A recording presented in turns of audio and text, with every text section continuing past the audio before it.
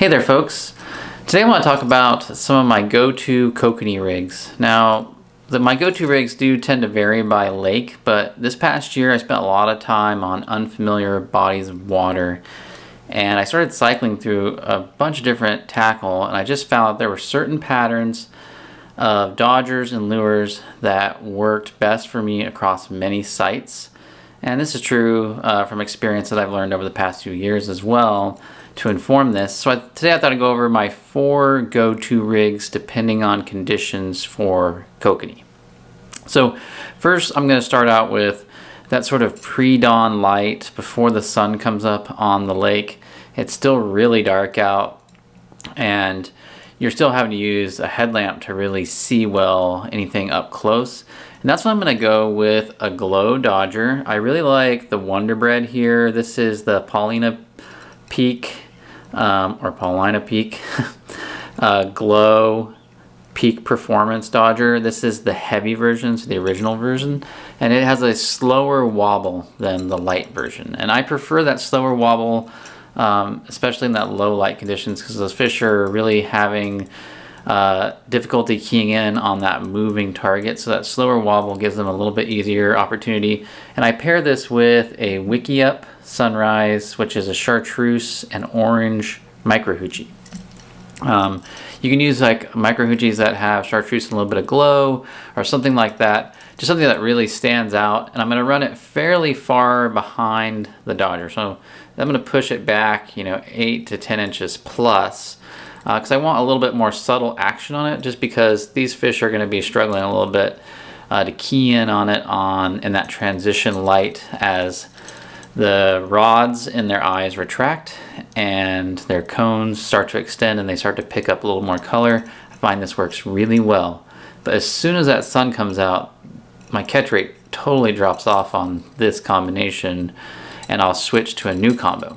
And my go-to combo for that initial light on the water when the sun is just starting to peek over the mountains or the forests around you is going to be a silver moon jelly dodger. This is the Paulina Peak Performer Nickel Moon Jelly.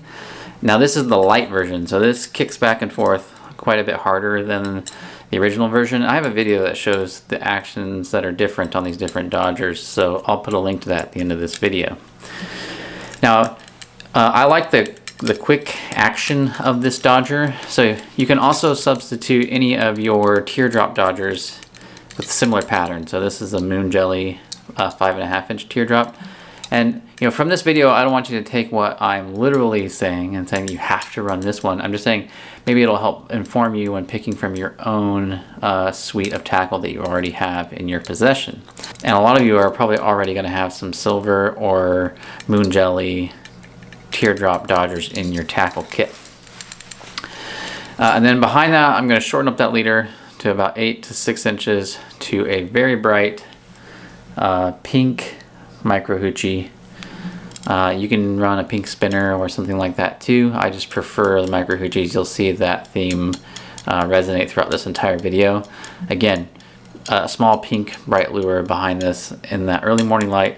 And for some reason, I do better trolling away from the sun with this than trolling into it in the morning. Don't know why, but it's just a consistent pattern that I've seen many, many times. Now next up is what I will transition to if we have a lot of sunshine hitting the water, it's later in the morning, and the bite on your silver and pink gear started to drop off.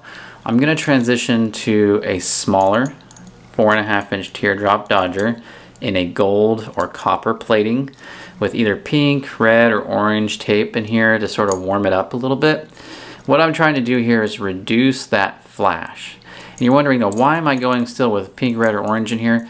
And that has to do with the color attractant, and that is, trout and salmon, their peak sensitivity in the color spectrum in terms of visibility is in the red zone. In other words, they're able to differentiate different shades of red and oranges and pinks better than they are different shades of, say, green. And so I've just found that this pattern here with that little bit of color, and the gold, which isn't quite as flashy as the nickel or chrome, is a great combination for running shallow during really bright conditions. I'm going to follow that up with a red micro hoochie or a red micro shrimp, and I have a video on how to make your own micro shrimps too. It's really easy to do and turn them red, so it's a piece of cake. Again, any red lure here, you could even run a red gold wedding ring or something like that along the lines, and I'm gonna keep it still fairly tight in that 8-inch range on the leader. I might tighten it up a little bit if we have a little bit of broken cloud cover, but I'm trying to put a little bit of space between that and this gold Dodger. This is for when I'm running near the surface, so less than 20 feet deep in bright sunny conditions. Now, what's my favorite setup if the fish have gone deep for the summer?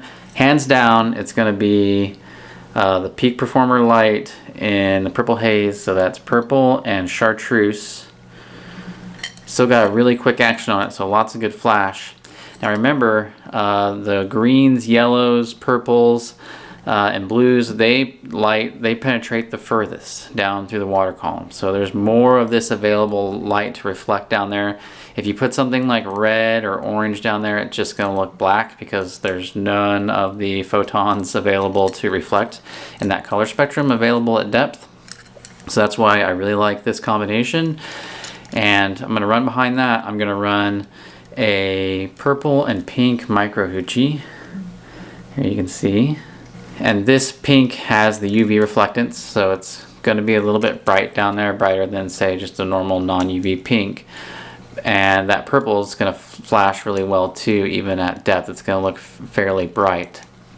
I did a video showing the different colors of these hoochies in colors at different depths, and I'll put a link to that at the end of this video as well. But I found this combination to just be one of my winning combos throughout this past year, especially on Kokanee across America.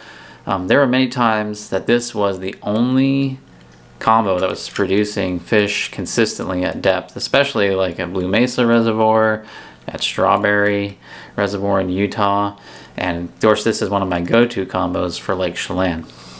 So I hope this video helps provide just a little bit of guidance on like maybe a good starter kit if you're looking for a set of starter colors and combos. Maybe this will give you a good start. But I really encourage you to watch those videos on how the different colors look at different depths, and also look at the different actions of these different styles of Dodgers. There's a lot of Dodgers out there with similar shapes that you can adapt to your own tackle kits as well if you don't have the Paulina Peak stuff. Alright guys, if you have any questions, just hit me up in the comment section below and I'll get back to you. And just remember, fish smarter, not harder. Bye guys.